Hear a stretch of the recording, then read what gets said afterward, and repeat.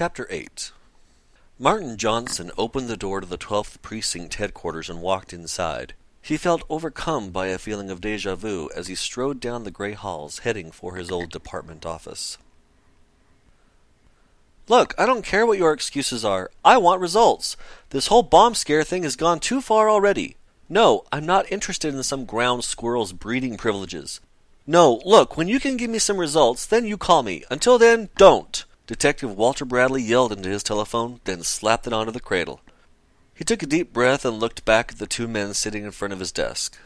"Now then, where—" The phone rang again. He picked it up, listened for a moment, then hung it up again. He activated his intercom and said, "Shirley, would you hold all of my calls, please?"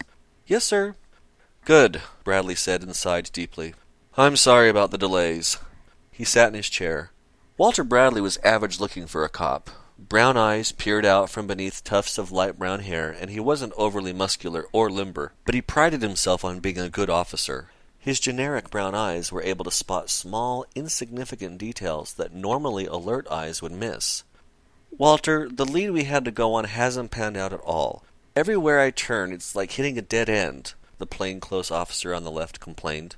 Zach Metcalf had been with the force for over 10 years.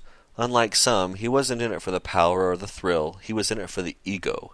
He loved telling people he was a police officer, especially if he was about to bust them for committing a crime right under his nose. Bradley nodded, but didn't speak. "However, I'm checking with a few of the ladies downtown. Something should pan out soon," Zach continued.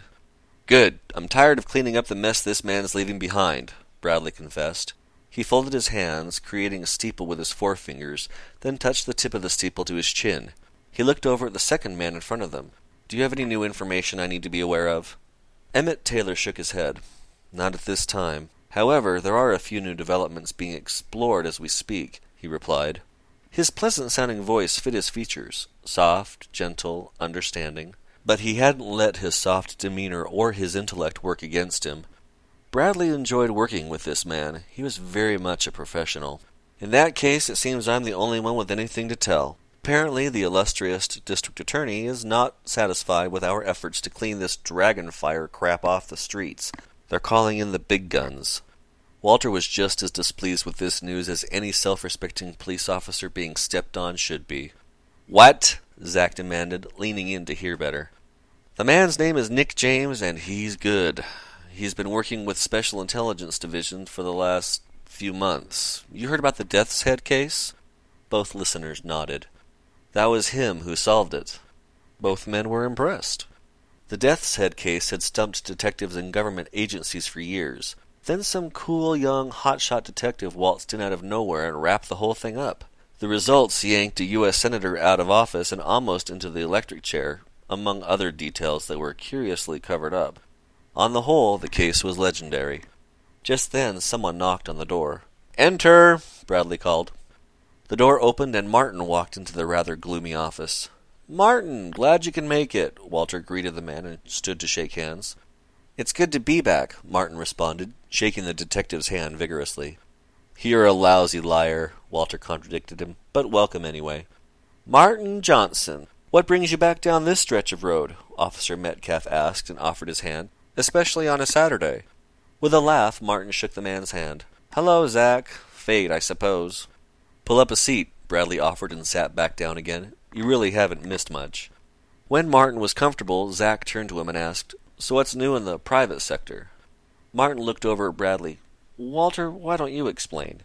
Walter Bradley rolled his eyes, shook his head, and moaned, "Why do I always get the fun jobs?" Zach turned back to Bradley, an expression of expectation on his face. "Since the DA decided to pull in someone, the precinct figured it wouldn't hurt to have someone to match them. They picked Martin for a couple of reasons. He used to work in homicide, and he's been working a case that's linked directly to this one," he explained.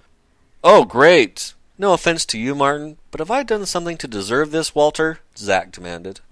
Emmett Taylor tried to hide the amused look on his face. He sunk slightly in his chair to watch. "What are you talking about?" Bradley demanded. "Why are you pulling me off this case?" "I'm not," Walter thundered, standing up and placing his hands firmly on the desktop. Martin's poker expression didn't betray the fact that he sincerely wished Zach would cut out the dramatics. He wasn't excited about working with the police force on this case either, but it had proven a necessity. The only thing that could make it worse would be if he were actually assigned to work with the obnoxious man off to his left. It wasn't that he hated or even disliked Zach as a person. He just disliked working with him. You're still on the case. James has agreed to work with a partner. Martin is going to be that partner. You're still as much part of this investigation as you've been from the beginning. Now cut out the hurt ego routine so we can get to it. The power in Bradley's command was such that Zach ended the argument there. Embarrassed, he glanced at Martin and said, "Good to have you aboard." Bradley sat back down and pulled a manila folder over to him. "Zach, what have we got so far?" Martin relaxed back in his chair as Zach accepted his lot and began to speak. "We've lost 23 people to Dragonfire in the last 2 days alone. Before, it seemed like a routine drug problem. Now, it looks like things are getting very out of control." The door suddenly opened and a street officer stepped into the room. "Pardon the interruption, sir, but they just found Dirty Eddie's car," he reported. "Where?" Bradley demanded, instantly changing course. "Oven 13, over at the steel plant." Bradley looked at the men around him and said, "Let's go." As directed, the 3 men joined the detective and the officer, hurrying out of the office and toward the back of the building. Officer Jan Kearns walked through the precinct to his post at the front desk. It didn't surprise him that Dirty Eddie was dead. He suspected it would happen. It surprised him, though, that the dragon had waited so long. He hated being a cop. When things should be going his way, being in a respected field and wearing a badge rather than a number, they didn't. Often being prone to bouts of serious depression affected his thinking process. He knew it. But what could he do? When they'd asked him about mental illness on the application for the academy, he had to lie.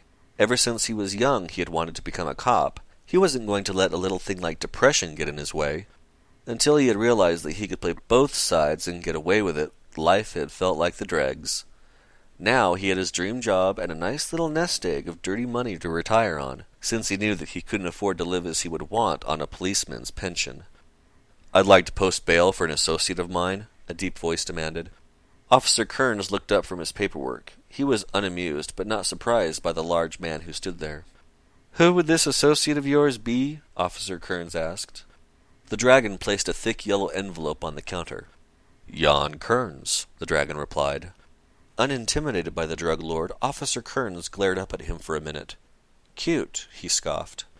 "See to this, please. I'd really hate for his business to suffer because he was incapable of keeping his dealings with me," the dragon implied. "I'll see that this is taken care of. Now, if you'll excuse me, I have work to do. I'm sure a fine businessman like yourself can appreciate that." Officer Kearns went back to his papers. "Certainly." Officer Kearns didn't even look up as the dragon left the 12th precinct.